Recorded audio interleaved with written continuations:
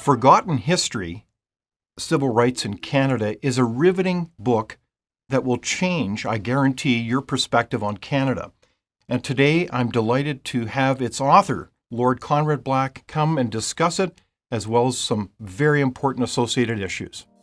A clear path forward requires looking back and learning. Good public policy requires human connection. It's a consideration of the facts, applying common sense and innovation.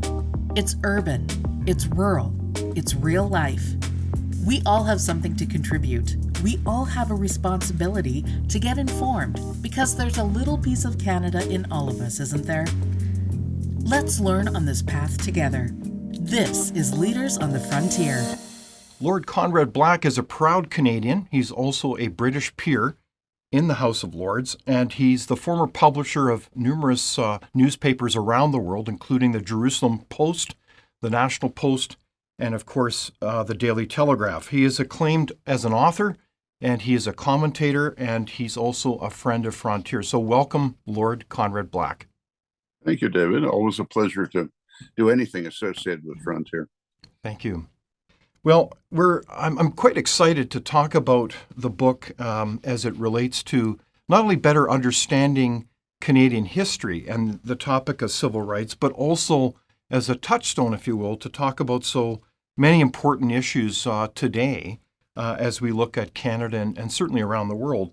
But I found it really quite an interesting revelation as you talked about civil rights.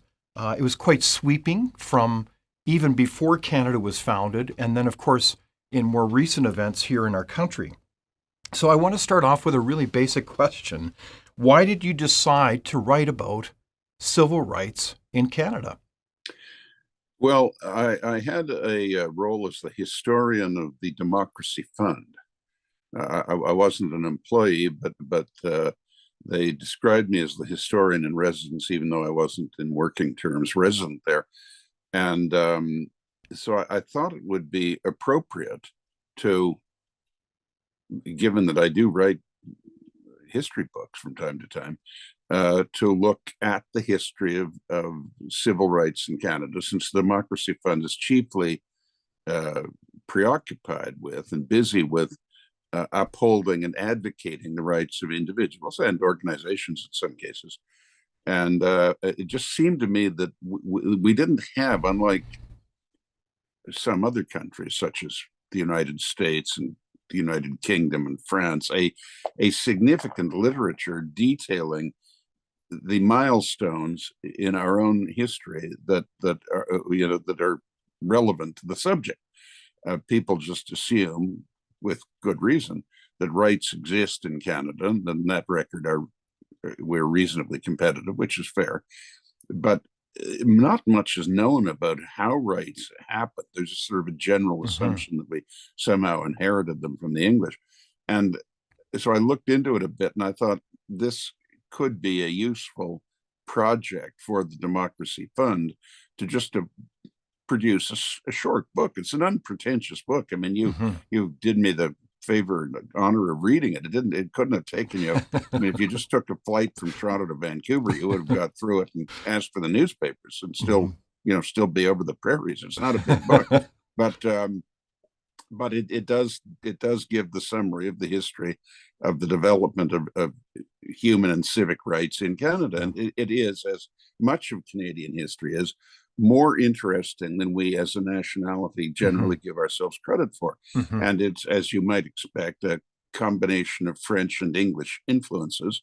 And also in more recent times, since Canada's been an autonomous country, there have been noticeable foreign influences, particularly from the United States, given their proximity and the dynamism of that country and the size of that country. It's obviously an influence here. But it's come together in an interesting way, and we do have a blended system, if I may call it that. And some of the episodes in it, the truckers' strike being perhaps the truckers' demonstration being the most recent, are unique to us and formative in the development of rights. And we've got a number of issues as a country we have to resolve, and in particular this business of group rights interpreted Mm-hmm.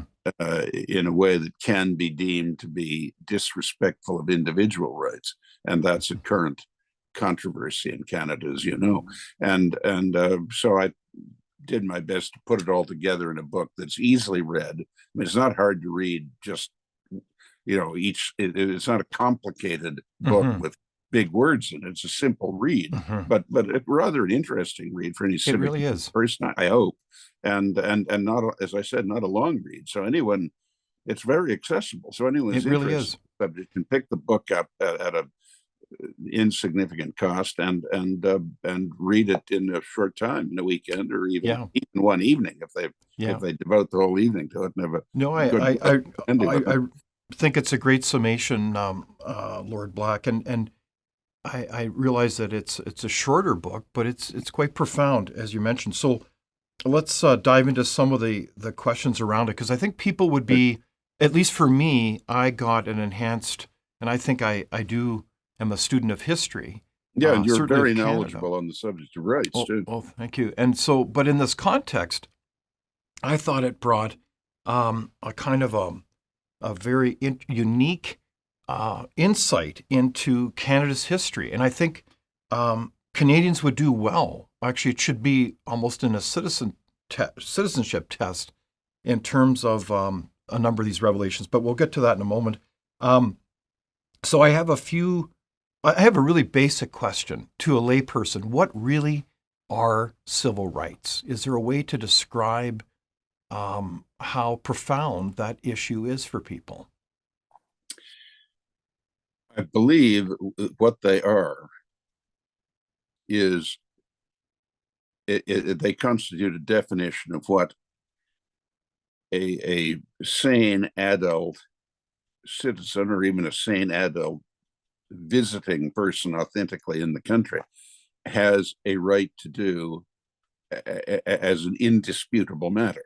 And Mm-hmm. in general, we take this as including freedom of expression, as long as it doesn't incite hatred, defame somebody else, or incite violence, or offend standards of public decency. Apart from that, we're free to say anything we want, and rights of assembly, and then it goes on from there. But these, the Americans say life, liberty, and the pursuit of happiness. Now, those are pretty general categories, Mm-hmm. but essentially it is the catalog of what a person is free to do. And naturally, because in a relatively free country, which Canada is, they're free to do almost anything that doesn't infringe upon the freedom of others. Mm-hmm. And therefore, instead of enumerating the rights, it has been our practice to enumerate what the limitations on rights are. Because apart from what are enumerated as limitations, we can do anything we want. Mm-hmm. Exactly. So these are not to be taken for granted because they are really foundational to our understanding of citizenship and how we're going to live together peacefully.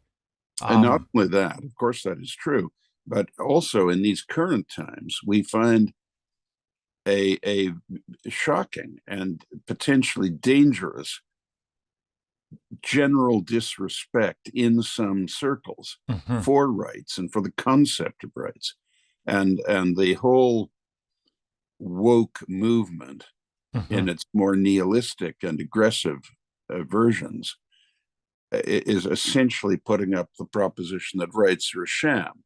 They Yeah. don't really exist. It's just a cliche that, to take a phrase of Marx in reference to religion, is an opiate of the people. We just put the Mhm. people to sleep with this phony concept that they have Yeah. rights. And, Exactly. and so it is in many ways not a slumbering matter taken for granted, Mhm. but a vital subject whose importance and validity is under attack in some circles. Exactly.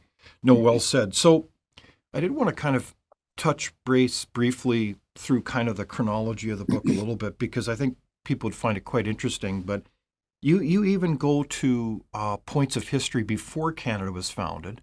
You even talk about rights or the concept of rights among Canada's native peoples Yes. before. And I thought you had a very interesting take on that. What would you Are there highlights there that you'd summarize?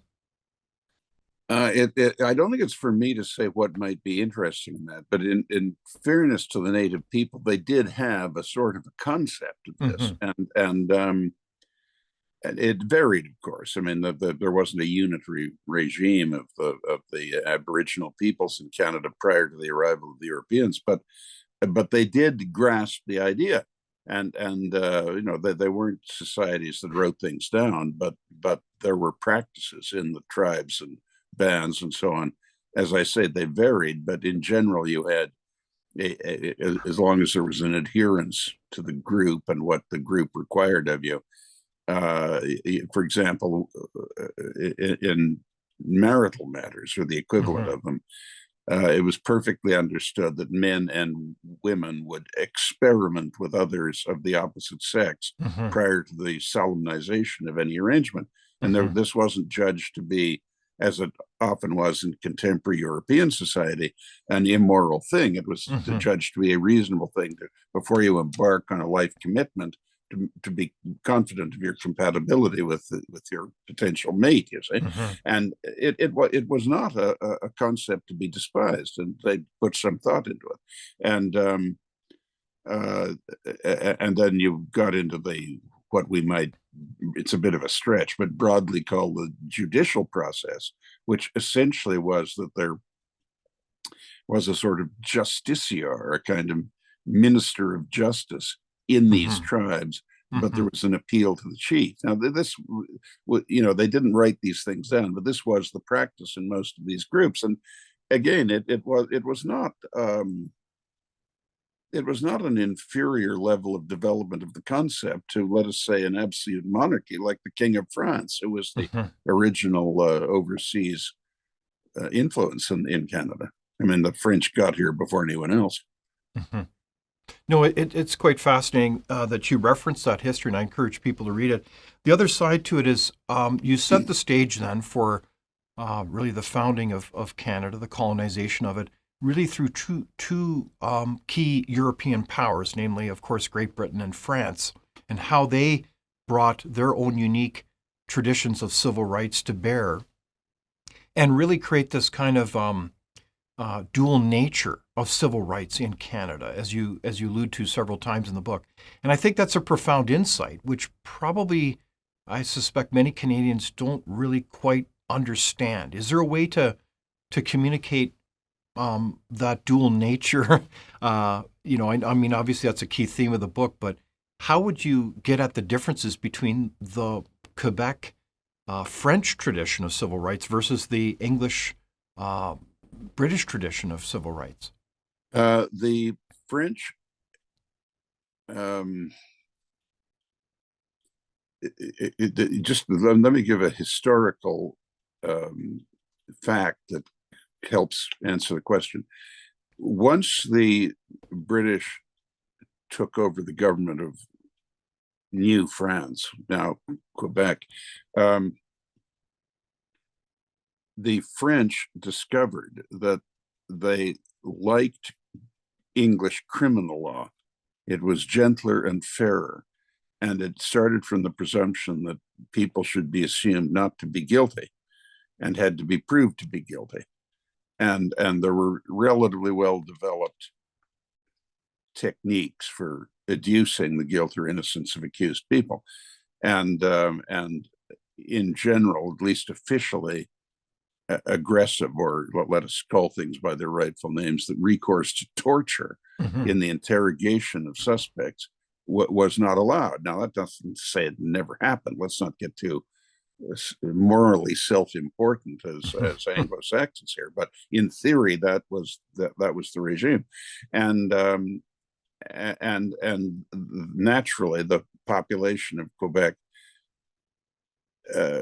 found that relative liberality of the English system appealing, because at that time the French prosecutors were free to, they find a crime's occurred, the public is upset, they need to find somebody. I mean, these are things that we mustn't delude ourselves. These things happen in our Yes. society today to some degree, but Yeah. the French, the prosecutors in Quebec would say, Right. Well, the Jean-Pierre over there, I mean, frankly, I don't like the cut of his jib, and he cheats at cards. So let's see if we can't break him down, you see. And then if they find someone who they can, I'm not saying it was always like this, but it was notorious that there was a degree of liberty to the prosecutors to extract confessions in ways that frightened the public. And Wow. and so they, when the British governor Carleton, Lord Dorchester, one of the great statesmen in Canadian history, along with Champlain, um, when he saw, being a very perceptive man, the drift of events in the American colonies, and saw that the Americans were not only veering towards independence, but being terribly mismanaged by London, whose officials hadn't a clue how to deal with the Americans, who were the wealthiest Englishmen in the world. It was a flourishing place, and it was not happy with the degree of imposition of overseas control it was receiving. By the way, not to digress, but it was one of the great achievements in the history of diplomacy, in the entire history of diplomacy, that Benjamin Franklin, as minister of Pennsylvania and several other colonies in London, helped persuade the British government to evict the French from Canada, and then as the revolutionary government's minister to France, persuaded the French to help the Americans evict the British from America. I mean, how he did this, how he got the French to go to war in favor of Republican democracy and colonial secession, is an astounding achievement. But that's has nothing to do with civil rights in Canada, except very incidentally. But Carleton saw where it was proceeding, and he saw that the French had, after a few years, had no particular loyalty to the British, and they would throw in with the Americans unless an incentive was given to them not to. And so he lobbied for 4 years as governor. He took a leave of absence from Quebec and went and sat in London, lobbying both houses of Parliament and the King and successive governments to pass the Quebec Act, which he basically wrote. And the basis of it was that the British would guarantee the rights of Roman Catholics, French-speaking people, who were essentially the same thing at that time in Canada, and respect the civil law that they had inherited from France, if the French Canadians would pledge allegiance to the British Crown. It was a genius arrangement. It really was. And both sides kept their word. And if the French hadn't done that, we wouldn't have kept Canada independent of the American Revolution, and we wouldn't have kept Canada independent in the War of 1812. Right. And so we have Carleton and Dorchester to thank for that. And look, I'm not saying there would have been a terrible fate to become Americans. It's a great country, but there would have been no Canada, other than in the sense there's a Minnesota or a New Hampshire. But your point is very interesting, Conrad, in the sense that you're looking at identifying some real nuances in terms of that leadership at the beginning and birthing of a nation, a self-governing nation with a high order of civil rights.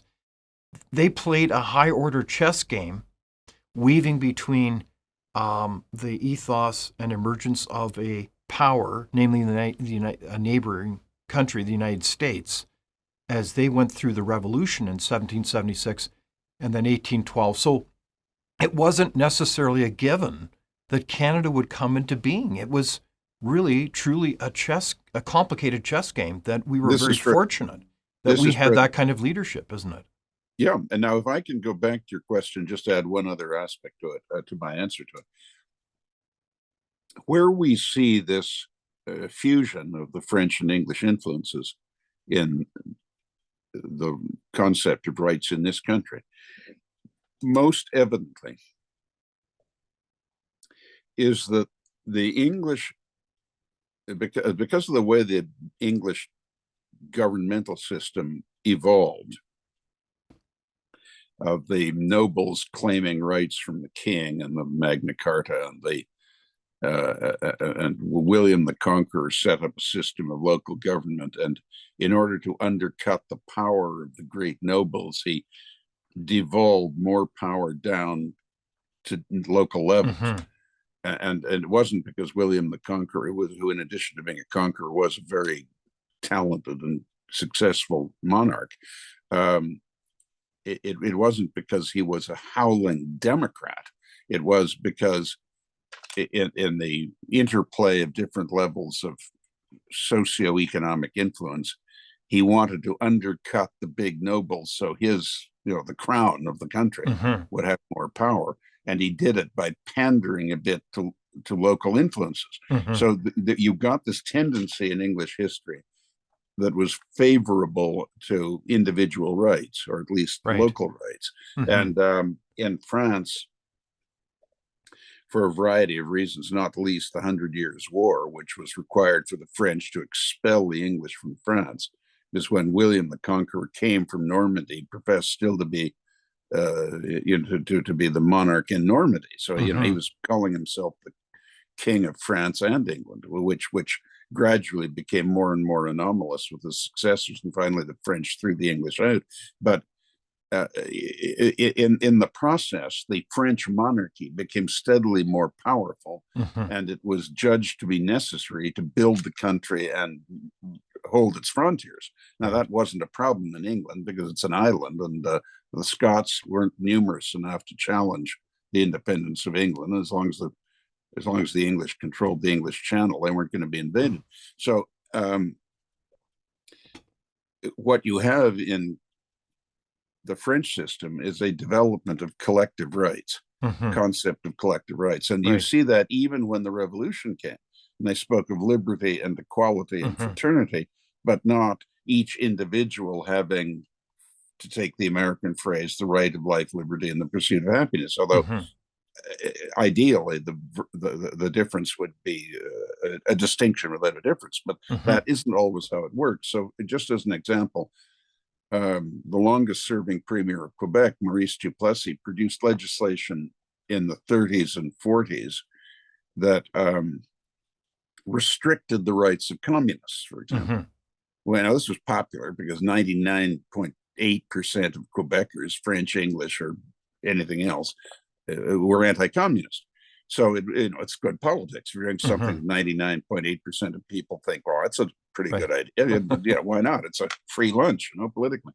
So, but then some people objected that the minister, the attorney general of the province, who happened to be Duplessis himself, he was premier and attorney general, could say, right, that fellow Leis, I think he's a bit of a lefty, so we're going to confiscate the communist literature in his office, and we're going to put a padlock on his office for a year. Mm-hmm. We won't arrest him. He has a right to be a communist, Mm-hmm. but he does not have a right to disseminate communist propaganda. He's offending the majority. And so when English Quebec civil rights leaders like Frank Scott, the dean of law at McGill University, said, wait a minute here, this man has his rights. You can't just padlock this place of business Mm-hmm. for a year. Duplessis said, in complete sincerity, he said, well, what are you talking about? Are you Mm-hmm. mad? Are you going to let these people exploit Mm-hmm. the liberties of democracy to attack democracy? You must be mad. Yeah. And it's a different philosophical view. Right. And so we've tried to blend them together, and more or less successfully. But in the more recent times, these tribunals on human rights Mm-hmm. are muddying the waters, as you know, and your institution has Mm-hmm. done some work on this, valuable That's right. work. And Yeah. if we get non-judicial, quasi-judicial panels saying David Leis, of course, has the perfect right of anyone else to freedom of expression. However, we think that he is implicitly mocking people with red hair who part their hair on the left. Right. And on their behalf, we're going to fine him $500. Mm-hmm. We get this clash between the conjured, I'm making an absurd example of it, but Mm-hmm. the conjured cause of an offended group and the rights of an individual. And Mm-hmm. we're just starting to get to grips with that in this country now. Yeah, But no, the it's ultimate origin of it was in the French-English division. exactly, and I think so. For me, that was the book gives more clarity in one's mind about these two different kind of legal civil rights traditions between the more the individualistic emphasis from the English tradition and the more group accommodation of rights in Quebec. And this helps explain some of the frustration that Canadians feel with each other. They say, well, how is Quebec getting away with this English law? And meanwhile, the federal government is silent when it comes to basically almost the legislative effort to punt English entirely out of the Quebec scene. It's outrageous, isn't it? It's completely outrageous, and I think there the fault really lies with the federal government, because it is the federal government's task to defend its prerogatives Yes. as vigorously as the provinces defend theirs. Mm-hmm. And there is no question that what Quebec is now doing is unconstitutional. Mm-hmm. I mean, I give you an example. Let's say you were visiting in Montreal, and you wanted to send a book, a big book to. I'm just making this up, but say Mm-hmm. so it was a sizable package, and you wanted to send it to, for argument's sake, Germany. So you went to a Canada post office in, let us say, Westmount, an 85% Mm-hmm. English-speaking district in Montreal, and arrived at the post office and said, "I'm sorry, I don't know the right amount of postage to put this. I want to send it by airmail to Germany." Mm-hmm. And the person there, even though he is an employee of the government of Canada operating the National Post Service, doesn't have to reply to you in English.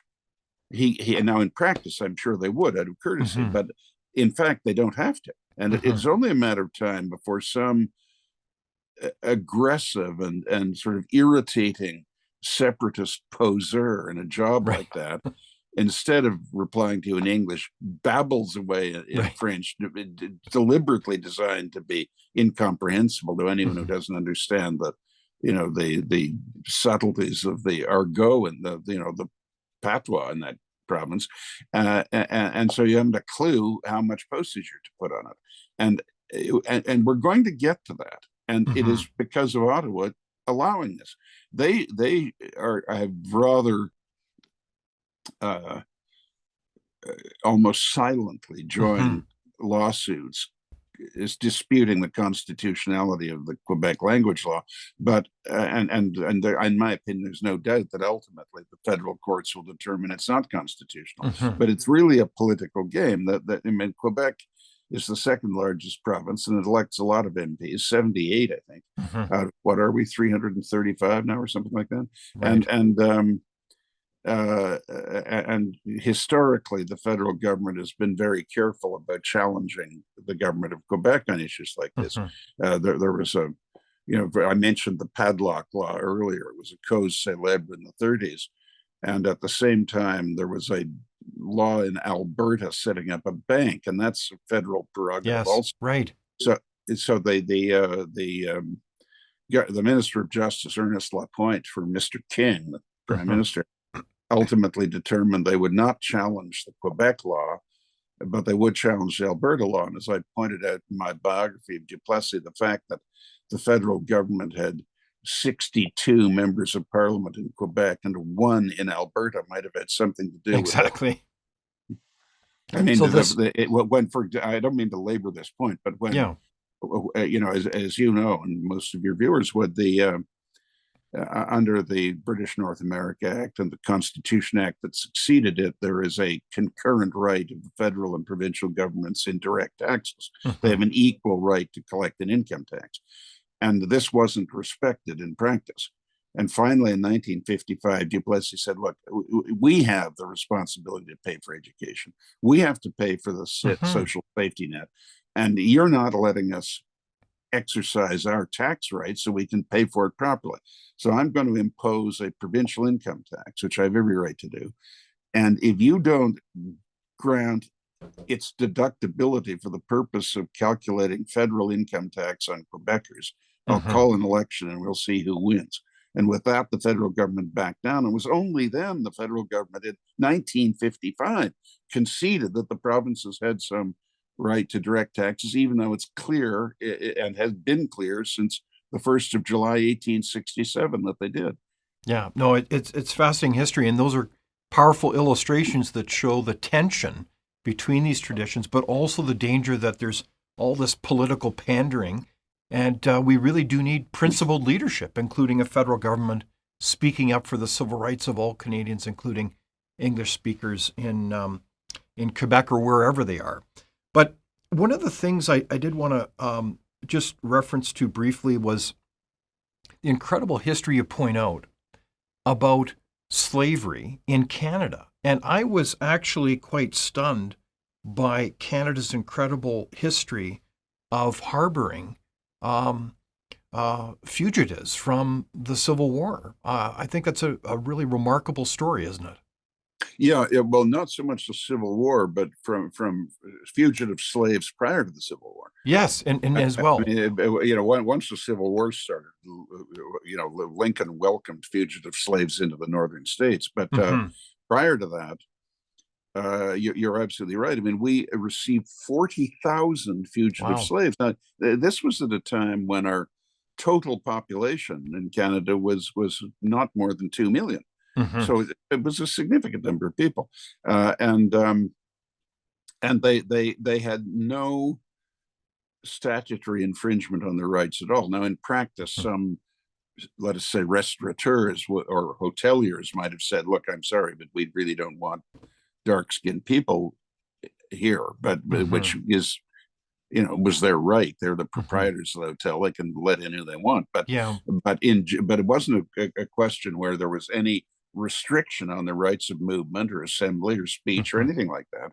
And so these 40,000 people used to write back to their former owners, and in large numbers, in the southern states, and say, I'm sitting here in front of a fire in my house that I own, and my son has just come home from school and is literate and well treated, and not bullied by the other students. And Hmm. it just reminds me of what an awful regime you've got down there. Now, Right. that wouldn't be exactly their words, but I, in my history of Canada, I published part of a letter to that effect, and Hmm. this was well known amongst the slave population in the Hmm. U.S. If you could get to Canada, you were home free. And for example, in the Revolutionary War, even though the Americans won the war, at by the end of it, a couple of thousand American slaves had deserted to the British. And at that point, Carleton, whom I mentioned earlier, who went on to be governor of Canada, was the commander of the British forces, and General George Washington demanded that the Hmm. fugitive slaves be handed over. And Carleton said, "Absolutely not. Yeah. Wow. Absolutely not. We're not putting Amazing. them back into slavery." And he won that point. Hmm. Carleton did, but it's also the leaders of the anti-slavery movement who took refuge in Canada. Harriet Tubman, who's now on the Yes. American $20 bill. She displaced General Andrew Jackson. Hmm. Um, she lived in Canada for, I think, 15 years. Hmm. John Brown, a very famous folkloric figure in the U.S., who was ultimately hanged for staging that revolt at Harper's Ferry just outside Hmm. Washington in 1857, Hmm. um, run down and brought to justice by General Robert E. Lee, by the way.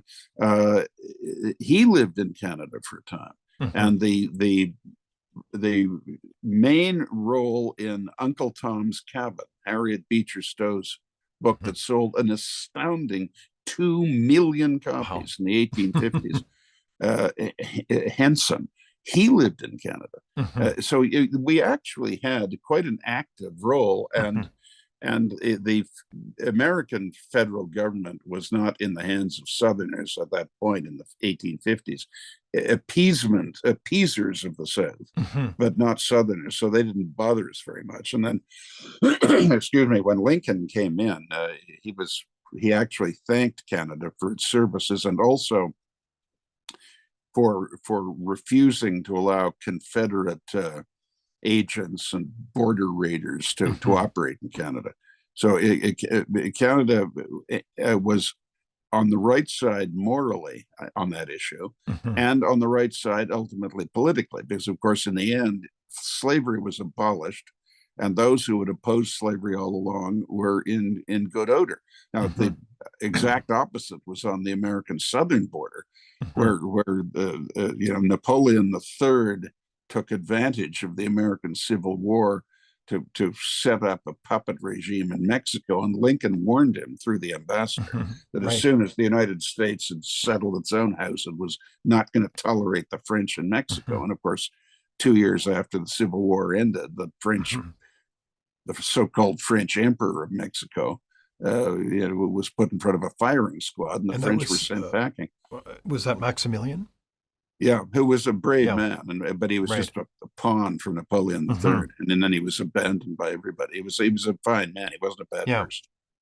So the point is that that history is worth remembering as we celebrate a country with really quite a distinguished history of civil rights, including on the issue of slavery, among so many other things.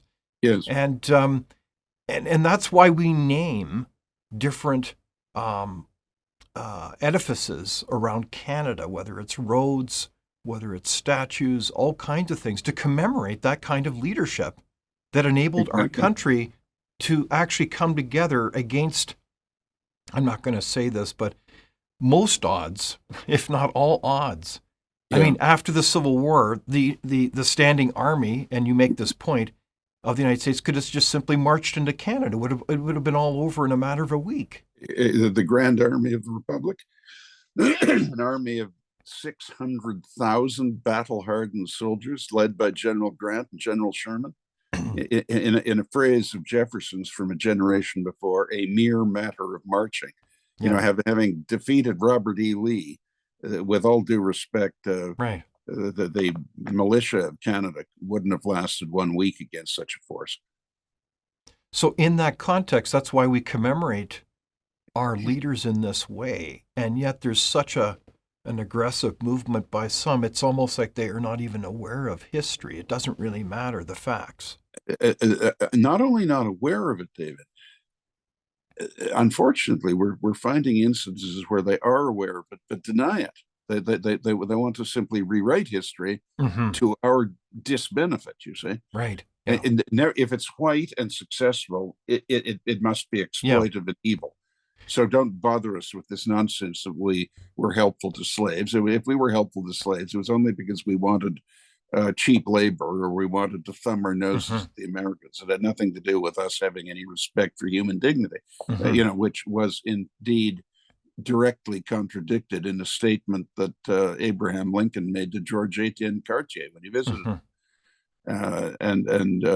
him. We can safely leave that judgment to Mr. Lincoln and not to the woke myth makers of Yeah. current day. Exactly. So within this context, and I don't mean this rhetorically or lightly, but how do you view this? I mean, you have people pulling down statues like the one at the statue of Victoria, obviously at the Manitoba legislature. It still hasn't been put back up. Um, And a didn't lot they of take this, down the statue of Queen Victoria in Victoria, BC? Or they moved it or something? yes, that's right, and certainly Sir John A. Macdonald, which who we'll get to in a moment. But in this context, what do you see happening there? Is it almost like the school of history a la Marxism, where it's all through the oppressor lens, and so facts really don't matter as well, but it's pushing that narrative, even though it's divorced or not, it's ungrounded in what really happened, but it's pushing that narrative, and then of course you've got an army of activists who are happy to buy that, but they don't even know that history. What's going on You've there? got this very infelicitous combination of naive and credulous people with cynical charlatans with Mm, outright evil. You've got three groups here, yeah. and I think the numbers of them uh, descend in the orders I named them. I think there are Hmm. large numbers of credulous people who aren't bad people, are just misinformed and don't understand. There are smaller numbers of people who are cynics exploiting a Hmm. situation, and very small numbers who Yeah. are absolutely evil and trying to destroy our society. Hmm. And uh, these are, as you know, terribly complicated issues of mass psychology. And Yeah. I don't want to be glib about them, but I think, again, I'll take a phrase from Lincoln. In his second inaugural, he said, everyone knew that in some way slavery was the cause of the Civil War.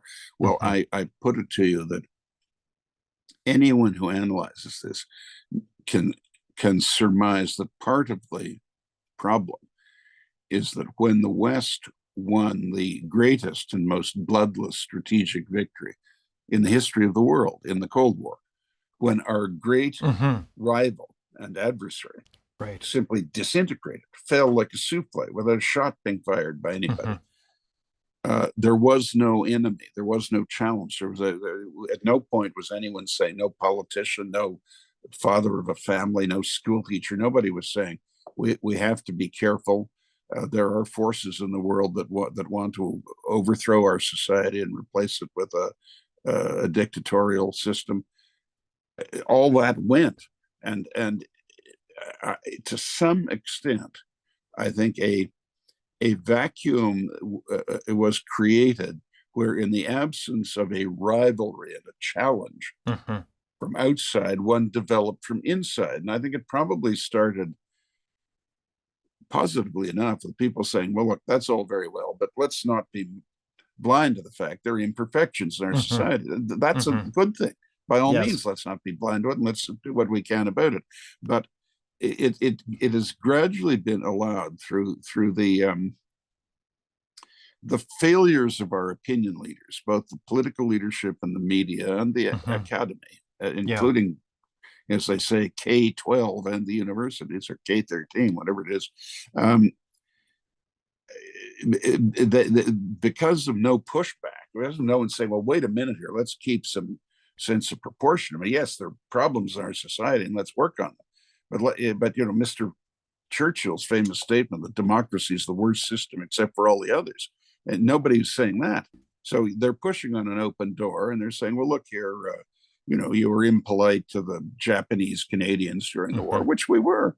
But Brian Mulroney made restitution for that, which the Americans never did. And they treated their Japanese descendant citizens much more Hmm. severely than we treated ours. And instead of saying, well, let's just by all means let's focus on our imperfections, but let's not jeopardize the good things, Hmm. which are the reason that we don't have a foreign enemy, because we do have a fundamentally better system than Hmm. our rivals had, than Soviet communism, and and our leadership has allowed this erosion to take place. Hmm. But I think you now see, particularly in the United States, which is usual in these matters, as it's such an influential country, you get to the cutting edge of things faster there, and of course they have the legacy of slavery that makes it a much more potentially volatile society. I mean, in this country, at least, anyone who is here, that person or their ascendants came here voluntarily. There's no history in Canada of people being seized where they were and transported here as Hmm. the slaves were in the U.S. Yeah. And so, and as I say, I mean, despite the best efforts of former Chief Justice Beverly McLaughlin and others to claim we had slavery in Canada, as far as I can see, there were never more than 100 slaves in Canada, and they weren't indentured menial agricultural labor Hmm. of a punishing nature, that they were household servants and things like that. When we're talking about 100 people or less, in fact, I think 60 was the height of it. Hmm. For example, I realize I'm being a bit syncopated in my approach here, but John Graves Simcoe, when he was governor of Upper Canada, Yes. as set up in 1791, he said any slave who is transported into this jurisdiction, Upper Canada, Ontario, is automatically emancipated. And what year was that? 1791. Isn't And that he did it amazing? in advance of what the British Empire Yeah. did. And he took it upon himself and no one challenged it. Right. So, I mean, this was 76 years before we were an independent country. So where the former Chief Justice gets off saying Canada has a Mhm. history of Right. slavery, I mean, that's if when you have the Chief Justice saying rubbish like Mhm. that, you Yeah. can't entirely blame a high school teacher in, Kelowna or Etobicoke or wherever you Right. want saying something like Exactly. that also. So history does matter, particularly as people use it as a kind of a weapon, a cudgel, if you will. Well, ignorance of it is dangerous because it's Yes. important to know historical facts. I mean, I'm digressing here, but in the great controversies of Palestine, the rights of the Palestinians Hmm. are based on the promises of the British, not any rights they ever exercised in that territory themselves. Right. Exactly. I mean, I'm not anti-Palestinian, but we should Hmm. recognize there, as in our own country and elsewhere, we should recognize the historical facts that gave rise to the contending forces that we have to deal with now. Indeed. So if we look at the contemporary context of civil rights in Canada, we can't take them for granted. And it's clear that in many respects they're being eroded. I mean, I Yes, think that you allude to those points as you look at, well, say how the truckers' convoy was treated or how during COVID Jordan 19, Peterson is treated, the greatest Jordan. public intellectual in the country, the most famous Canadian in the world. So you have these regulatory, quote, professional bodies hammering people relentlessly on basic issues around their voice as professionals to voice their insights on a myriad of issues. So they're squelching debate or basic freedoms of speech everywhere you turn. I'm afraid that is true. And as long as public opinion tolerates it, it will go on. I mean, anyone, whether it's mischievous children or insubordinate Mm-hmm. workers or people in great offices, will do whatever they can get away Mm-hmm. with. I mean, there is the unusual person who has a natural sense of balance and fairness and is always conscious of such limitations. But in general, if the teacher leaves the classroom for 3 hours, he's going to find mayhem when he comes back. Mm-hmm. If you just eliminate the police, every store and half the homes in the jurisdiction will be robbed eventually. I mean, people do what they can get away with up to a point. But I think then what you're alluding to is really quite important for people to open their eyes up, is that not only do we have this incredible history and nothing is perfect, there are ups and downs on all these files of civil rights, but there's this third element now, whether it's a foreign ideology, call it Marxism, kind of a nutty postmodernism, whatever you want to call it, that is also being used for political purposes, is it not, to pander to different groups and to basically, like, how is it that we would have, and I remember you telling me this, that when you were in London a few years ago, when there was the, quote, discovery of mass graves in Kelowna, and there's still no shred of evidence around that. You're right. Um, And at that very moment that we spoke in London, our flag at Trafalgar Square, Canada yeah, House, was at half mast as it remained for six yeah, months. My for British 6 friend months. kept saying to me, did you have a bunch of former prime ministers die in succession? What's going on? So I mean, so this is a powerful case study, because the narrative continues that there are these mass graves, and it was a horrifying idea that this was there, if it and had actually happened, it would have been if it horrible. happened, but let's find the evidence. So part of civil rights is that we follow the rule of law, is it not? That we follow evidence. We don't just assert Yeah, things and exactly. I mean, and as you know, as a matter of law, you can't defame the dead. I mean, yeah. there's no one to, there's no, when a person dies, there's no one to sue on that Hmm. person's behalf if utter lies and malicious lies are uttered about him. But the flip side of that is that people can simply rewrite our history on no evidence at all, portraying our Hmm. ancestors as a bunch of barbarians and savages who, by malice or negligence, were responsible for the deaths of a large number of Hmm. children who happened to be of the Indigenous peoples, Hmm. and confect this tale without, as you said, a shred of evidence. Yeah. We, even though $27 million were voted by the Parliament of Canada to find out what was in these graves, Hmm. nothing has been done. I mean, we don't know if they are graves. We don't know if there are people in them. If there are, we don't know who they were. But we do know this: no one, not one of those children in those schools, and the death rate from tuberculosis, even in prosperous families of that time, Hmm. was quite high. So young people did die more than they do now. Um, None of them was unrecorded. When a child died in a residential school, it was recorded. So the whole story is a Hmm. fraud, Hmm. and a fraud that is being willfully perpetuated and made the subject of frightful lamentations, which would be justified if it was a true story. But we are in fact defaming our own ancestors.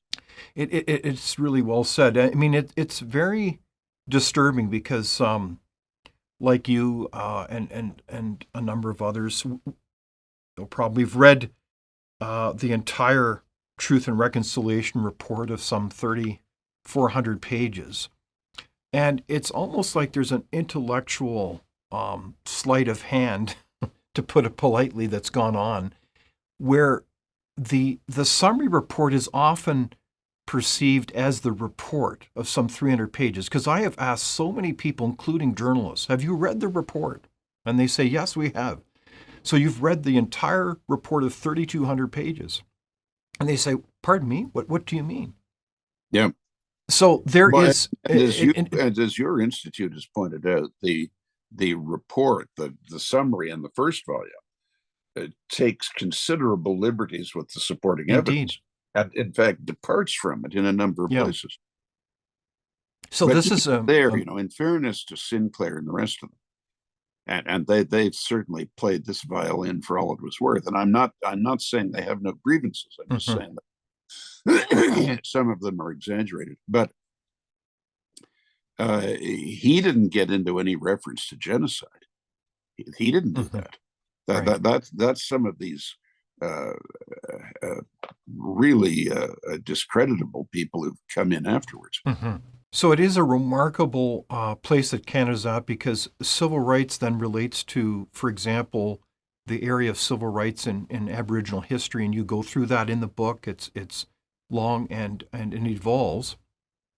What I found particularly interesting is the 1969 paper done by Pierre Elliott Trudeau, the Prime Minister, and of course Jean Chrétien, the Minister at the time, that Who really, adopted a native child?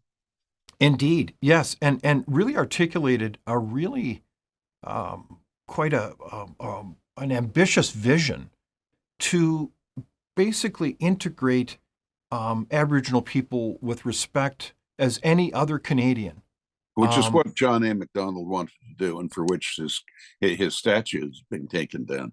Ironically. And so what I found fascinating is that I would think that in many Canadians' mind's eye, they would assume that that is the kind of official policy of Canada, is to try to treat everyone with respect, including Aboriginal people, and to integrate them as full Canadians with full civil rights and freedoms. But Yeah, that's I not the agree with case, that. is it? Is that right? I believe it is. Yeah, and but then, as you know, I mean, at that time, you refer to in 1968 when Pierre Trudeau came in as prime minister.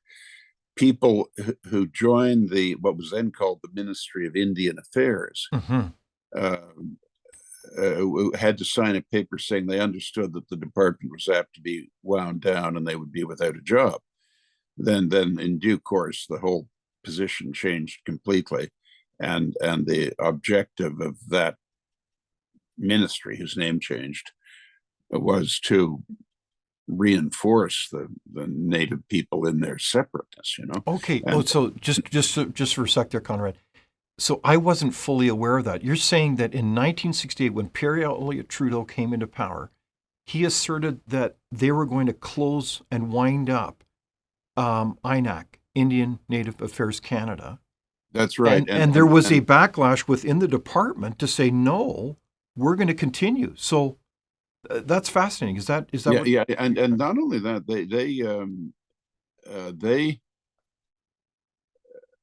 they adopted entirely the view that the greatest service that could be performed for the natives was to assist them. Obviously, they were welcome to maintain any customs they wanted, and any, just as arriving immigrant groups. Mm-hmm. The federal government's been quite generous in supporting cultural centers for Italian Canadians Mm-hmm. and so forth. Different groups, all for it. It's a good thing. Well, they were going to maintain that, and the native people were welcome to keep all that. But the whole thrust of our government initiative on this subject was going to be to assist them in having complete, free, equal access to Canadian life. Mm-hmm. You see, and they basically, the position that the Pierre Trudeau government took at the beginning was, as far as I can see, practically identical to what was the platform on this issue of the Reform Party, Mm-hmm. which was that essentially the native benefit program should be integrated into the welfare program of the country generally. Right. And in this one issue, the original Pierre Trudeau, I mean, original as prime minister, and the Reform Party were saying the same thing. Isn't that fascinating? What, 30 years apart or something like that? So 20 years. what I think the point though is that as you go through the book, you give a very interesting summation then of the evolution of that policy of Aboriginal policy and how increasingly it's no longer that vision at all about integration. It's a vision of separation, of additional benefits, citizen plus plus. But it's almost segregation of sorts. As am I misreading this? Segregation and elevation in a way. Yeah. You segregate them to elevate them, not to suppress them. But to me, the cycle moved very quickly and very completely, because the commission set up by Brian Mulrooney had reported when Chrétien had followed him, but set up by Brian, led by Mr. Erasmus and Mr. Dussault. I think the Royal Commission on Aboriginal Peoples, something very close to that is the name of it. They ended up concluding, and as far as I know, Tom Flanagan and I are the only people that regularly publicize this fact, that is the last Royal Commission or Commission of competent, similar authority in terms of reference, to report. And as I say, it brought its report down in Chrétien's time in the mid-90s. But they advocated selecting approximately 1/3 of the entire territory of Canada, approximately 1 million square miles, in different, not in one coherent section of the country, but spread about all over, and linking them together as a notional independent country, an independent country of 1/3 of our territory. Wow. Inhabited by the approximately 3.5% of Canadians who claim to be native originated, and that 1/3 of the country would, at the expense of the other 2/3, be brought up to a level of infrastructure equal to the rest of Canada, and would never pay taxes. The population, the native people, would live in 3.5% of the country would live in 33% of its territory, in a fully modernized and serviced area, and the rest of us would pay the bills for this, and the others would go on into eternity without paying taxes. Now, that actually is what this outfit reported, and now it was so preposterous that it's sort of the nonsense that dare not speak its name. Nobody ever refers to this, and it was your report that brought that was, when I read that was the first I saw of it. I looked into it. I actually got a hold of this report, I mean, not that I didn't believe you, but I wanted to see, I just wanted to see for myself what it said, Mm-hmm. and that's what it said. But you people were the first to popularize, or at least Right. make available that fact after. I mean, that report was made and it just died. I mean, even Kretschmann wasn't going to touch that one. I was Yeah. like, a nugget of krypton on the ground. No one was going Yeah. to touch it. So it's a bit complicated, but if you think of that kind of vision of basically a separation and elevation, as you And call it, turning the yeah, country into a Swiss cheese, indeed, but yes, it's almost like the pockets in it. a kind of it's hard to know what kind of nation could actually function under None. that kind The of answer to regime. that question is no function. No nation can function that way. It's just nonsense. But this is where it becomes almost a strange thread that is now being picked up by, again, the usual suspects of people that are frankly Marxists. They look at it as a country of deep racism and endless oppression, and it's all evil Not and because therefore there's should any be ripped evidence down. of that, but merely because they keep repeating it. Yes, I mean, exactly. how do you know?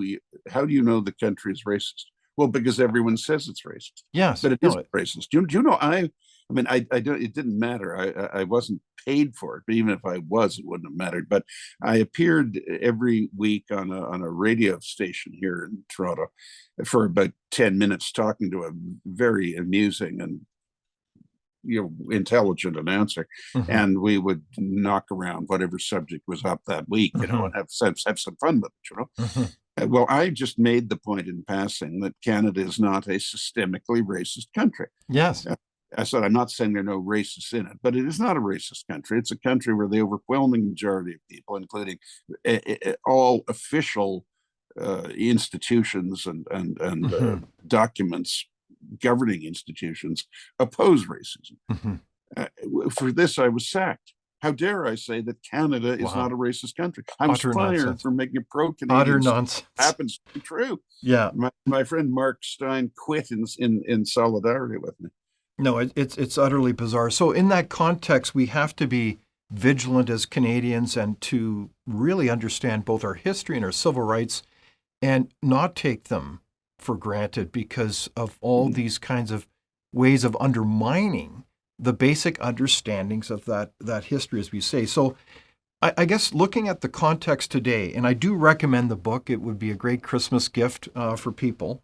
Um, but I think what I look at this, you point out well how in the COVID-19 context, there were civil rights violations. And how do we learn from those violations, and what were they in your mind?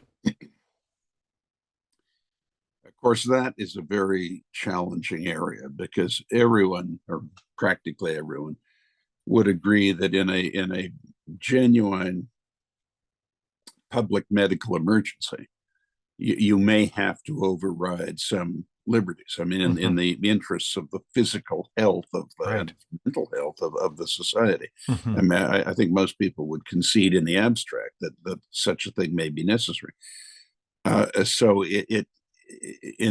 but in order to take the drastic step of curtailing people's liberties, you have to be more confident of the medical requirements, the public interest, than it is normally possible to be in the case of a pandemic involving an illness that we haven't seen before.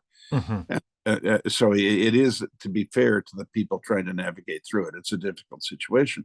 Now, with that said, I think there's increasing evidence that there was untruthfulness and possibly corruption Mm-hmm.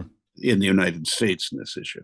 I mean, the fact of the National Institute of Health subsidizing the laboratory in Wuhan, Mm-hmm. and in cooperation with the World Health Organization, effectively trying to suppress for some time suspicion that it wasn't something from a market at all. Mm-hmm. It was something that escaped from a laboratory. That puts the context, at least in the United States, in a less promising light. I mean, it Mm-hmm. looks like there was deliberate official wrongdoing. Now we can't judge people other than after due process. And there hasn't been due process, but that's how it Hmm. works a bit. Here in Canada, I think we were kind of following what the Americans did.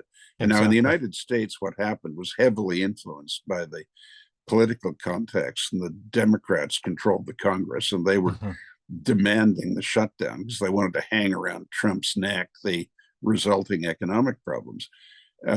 So the idea of a national united effort lasted about a week, and after that, it was Trump's pandemic, and it Hmm. was all let's beat up Trump. Exactly. But in this country, we had something that, in a way, I found just as odious, which was Justin Trudeau taking great credit for his leadership in this medical crisis, Hmm.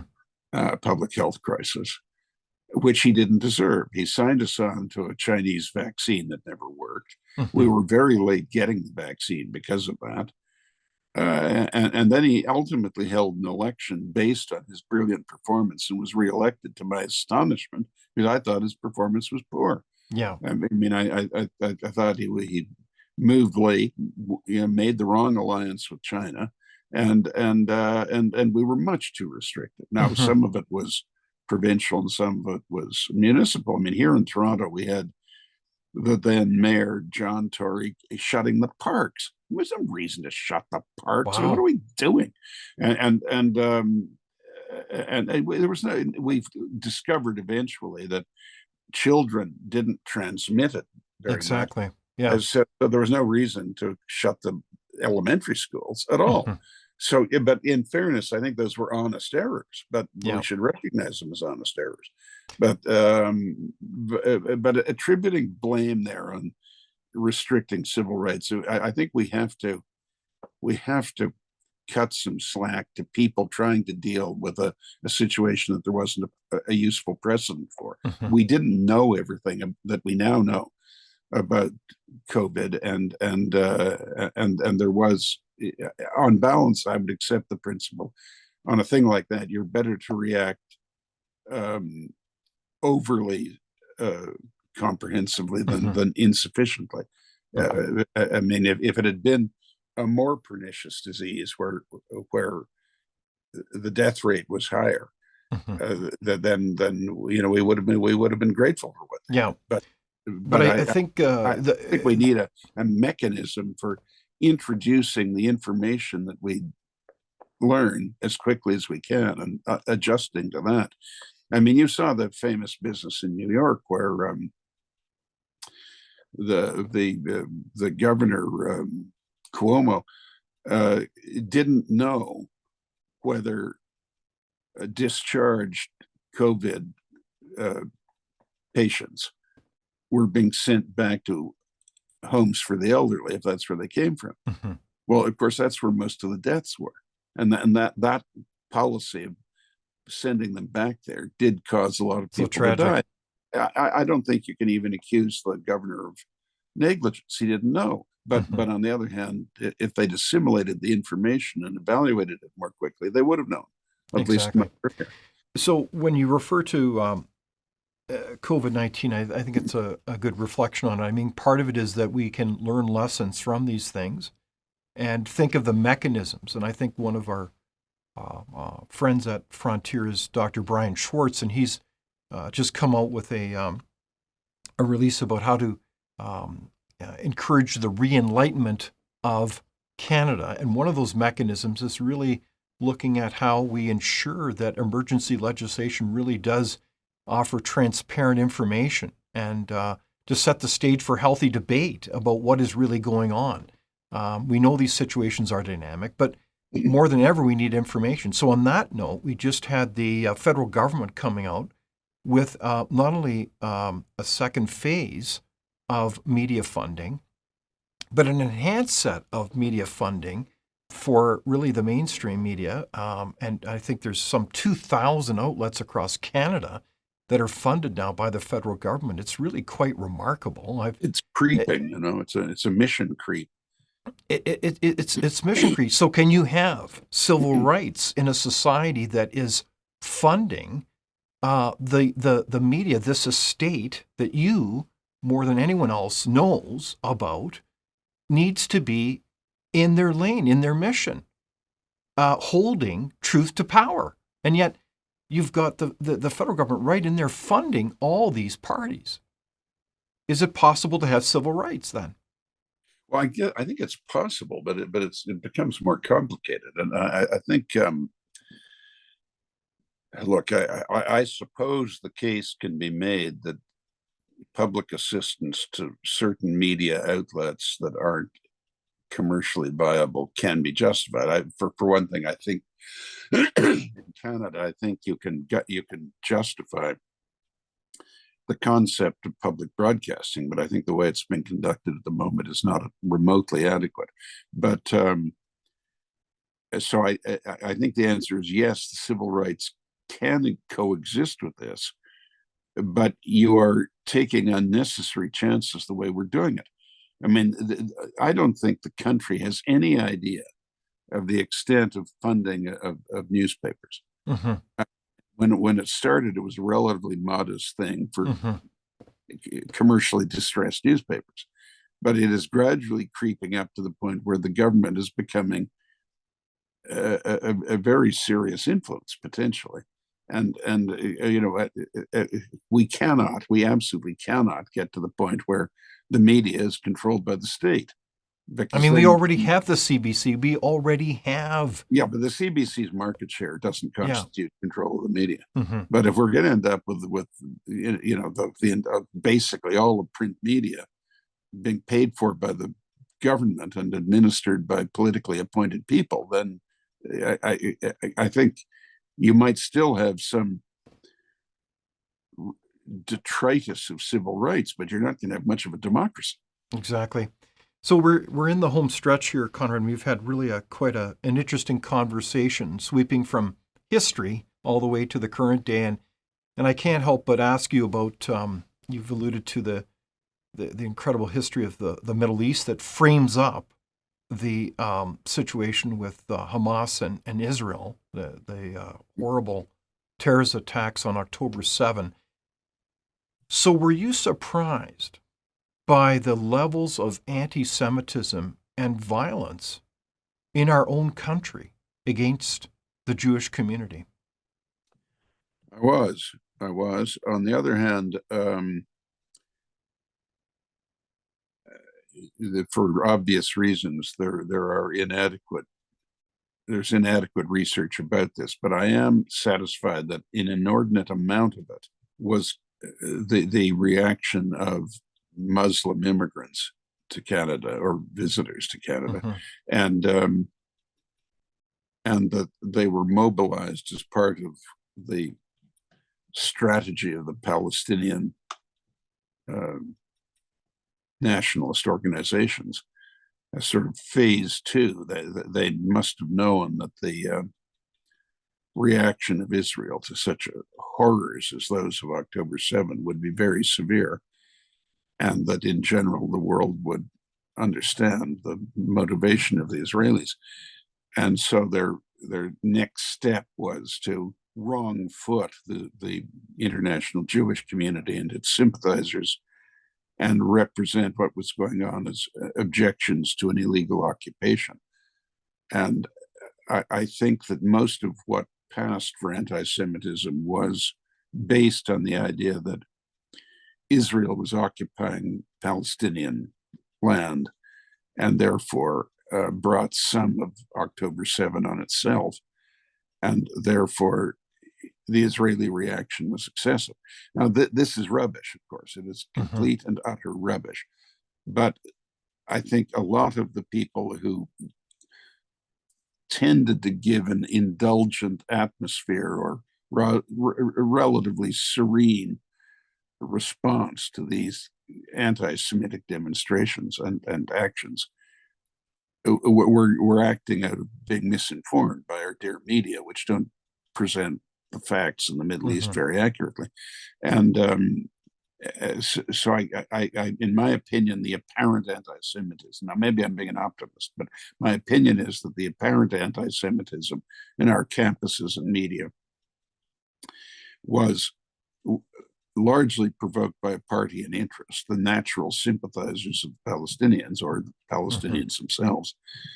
or the sectarian sympathizers, Muslims, but a certain militancy of Muslim, and that what appeared to be a general reaction in Canadian society, or parts of it, was really, just going back to earlier in our talk, that large section of basically well-meaning but underinformed and easily misguided people saying, well, look here, I mean, aren't the Israelis occupying territory that they should let the Palestinians have? And so it was terrible what happened on October 7, but to some point it's understandable. You get that kind of nibbling at the edges of a moral issue like this. So I think there's been more of that muddled, misplaced sympathy. And I'm not saying that Palestinians don't deserve sympathy, they do, but muddled, misplaced sympathy. Then there has been outright dislike of Jews. But there has been some of that, and I agree, it's been on a scale that's been very disappointing and worrisome. It really is. So as we wind up here, I guess one of the things I look to is, and I mean this sincerely, is what can we as citizens do to help support and renew civil rights in Canada? I mean, obviously we need to know our history. Read your book, Forgotten History, Civil Rights in Canada. But are there other things that come to mind as we look at, well, let's take it, the world of school trustees across our country or others speaking up about parental rights and having school boards peers trying to, squelch their voice, to be able to, how do we get engaged as citizens to look at civil rights?